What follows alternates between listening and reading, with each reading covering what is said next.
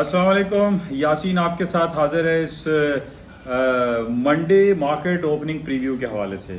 بہت امپورٹنٹ خبریں جو کہ نارملی آپ کے ساتھ ملاقات ہوتی ہے سنڈے کی نائٹ کو، اور وہ اس وجہ سے کہ جناب منڈے کو یا اس نیکسٹ ویک میں بہت امپورٹنٹ جو خبریں آنے والی ہیں اس کے اثرات مارکیٹوں پہ بہت زیادہ پڑنے والے ہیں. آج اس وقت اتوار کا دن ہے اور چند گھنٹوں کے بعد جو گلوبل مارکیٹ ہوتی ہے جو پاکستانی وقت کے مطابق 3 بجے اوپن ہو جاتی ہے، اس میں بہت زیادہ ایک پیش رفت ہوتی ہوئی ہمیں دکھائی دے رہی ہے. کل تاریخ ہو جائے گی 25 جولائی. اس مہینے کے آخری دن چل رہے ہیں اور ویکلی کلوزنگ بھی بڑی امپورٹنٹ ہوگی. ان تمام باتوں سے پہلے جو سب سے زیادہ امپورٹنٹ یہ ہفتہ ہمارے پاس رہے گا وہ ہے امریکہ کے سینٹرل بینک کی میٹنگ، جو کہ بروز بدھ منگل کو شروع ہوگی. بروز بدھ اس کے فائنل نتائج شائع ہو جائیں گے، اور یہ کہا جا رہا ہے کہ امریکہ اس ہفتے اپنے شرح سود میں 75 بیسس پوائنٹ بڑھا دے گا.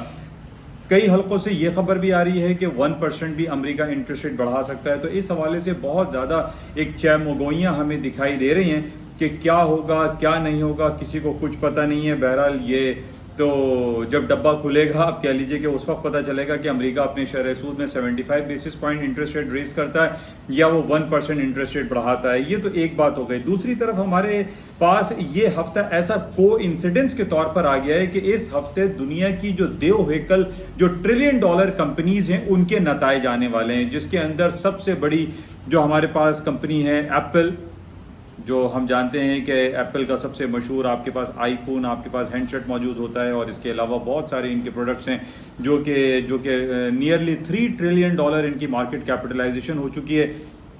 اس کی ارننگ رپورٹ آئے گی. امیزون کی ارننگ رپورٹ آنی ہے.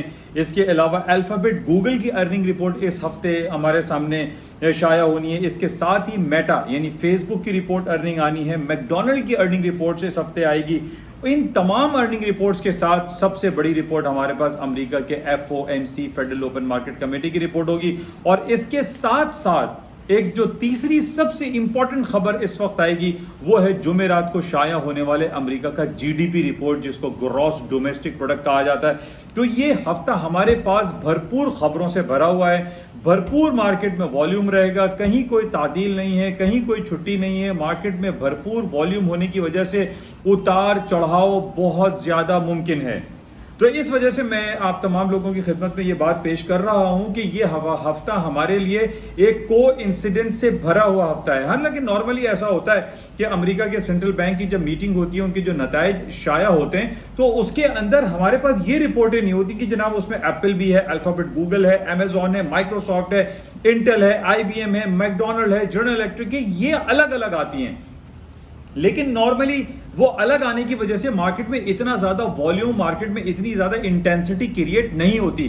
لیکن اس ہفتے میں یہ دیو ہیکل کمپنیز کی رپورٹیں، GDP کی رپورٹ، امریکہ کے انٹرسٹ ریٹ کی رپورٹ، اتنی زیادہ رپورٹیں ہیں جس کی وجہ سے یہ کہا جا رہا ہے کہ یہ ہفتہ بھرپور ہفتہ رہے گا اور مارکیٹ میں بہت زیادہ اتار چڑھاؤ کے امکانات موجود ہیں.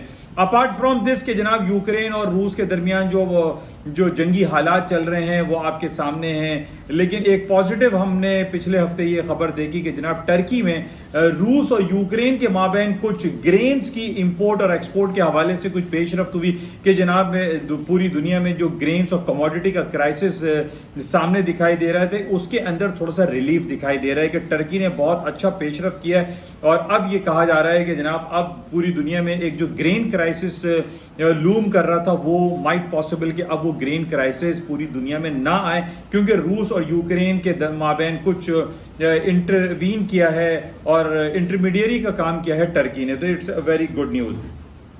اچھا، اس کے علاوہ فرائیڈے کو جو ہمارے پاس خبر آئی تھی کہ جناب 2 بڑی جائنٹ کمپنیز وہ بھی ہیں، بینک آف امریکہ کی بڑی زبردست رپورٹ آئی تھی. لیکن اس کے ساتھ ہی ٹویٹر کی خبر ہمارے پاس یہ آئی تھی کہ جناب ٹویٹر کے شیئرز ڈاؤن ہو گئے. اور ٹویٹر کے شیئرز ڈاؤن ہونے کی وجہ جمعے کو ہمارے پاس یہ آئی تھی کہ جناب ایلن مرس جو کہ ٹیسلا اور اسپیس ایکس کے مالک ہیں، انہوں نے یہ کہا تھا کہ جناب وہ ٹویٹر کو اب نہیں خریدیں گے.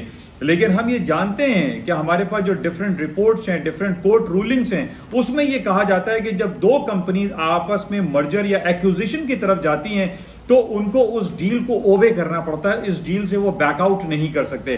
اس لیے یہ کہا جا رہا ہے کہ جناب ایلن مسک جو کہ ٹیسلا اور اسپیس ایکس کے مالک ہیں, ان کو بائی ہک اور بائی کروک ان کو ٹویٹر کے شیئرز کو, ٹویٹر کی کمپنی کو خریدنا پڑے گا. ایسا ہو نہیں سکتا کہ ایلن مسک اس کو بیک آؤٹ کر جائیں. تو بہرحال جمعے کو ہمارے پاس یہ رپورٹ خراب آئی, ٹویٹر کی وجہ سے مارکیٹیں ڈاؤن سائڈ پہ گئیں, لیکن بینک آف امریکہ کی رپورٹ اچھی آنے کی وجہ سے لیٹر ہم نے دیکھا تقریباً 20-25 پوائنٹ ایس این پی کی اوپر واپسی کی طرف اوپر چلی گئی.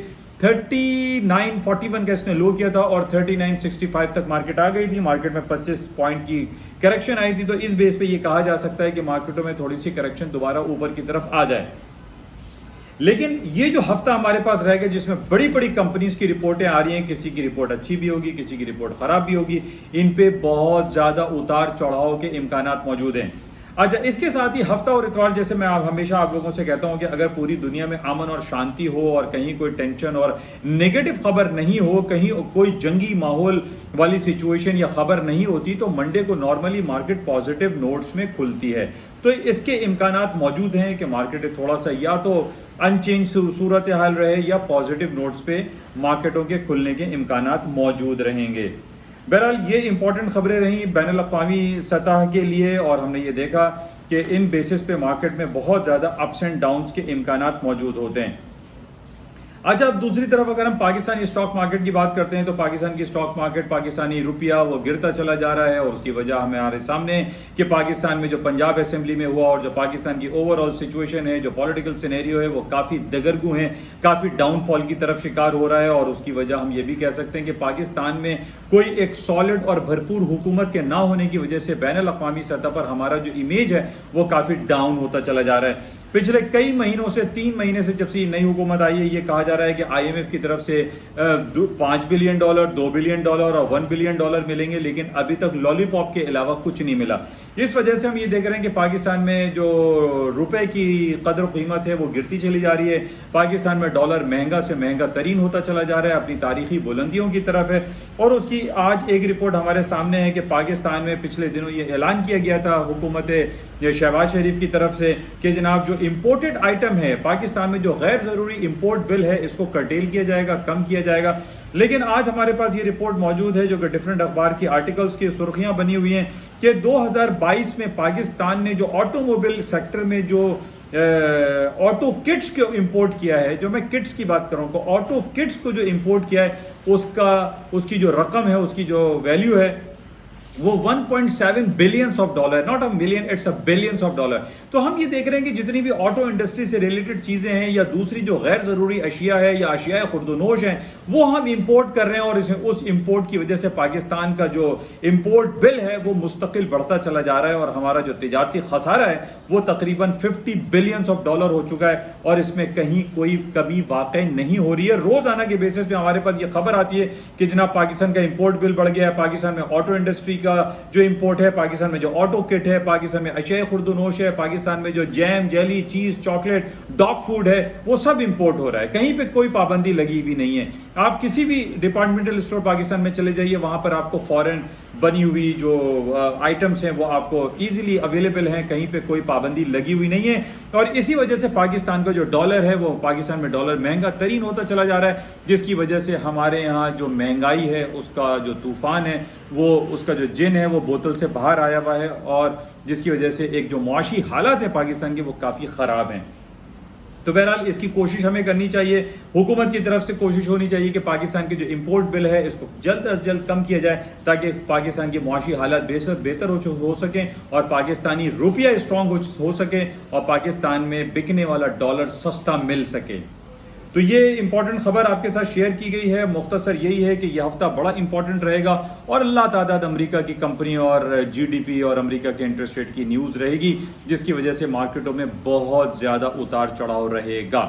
آپ تمام لوگوں سے گزارش ہے کہ اس یوٹیوب چینل کو آپ لائک کریں, شیئر کریں اور سبسکرائب کریں, اور اس کے ساتھ جو ویب پیج ہے yasinanalysis.com اس کو بھی آپ جلد از جلد جوائن کریں, اور اس کو آپ شیئر کرتے رہیں تاکہ جو بھی امپورٹنٹ ایونٹس ہوں مارکیٹ کے حوالے سے وہ آپ تک پہنچ سکے. تھینک یو, خدا حافظ.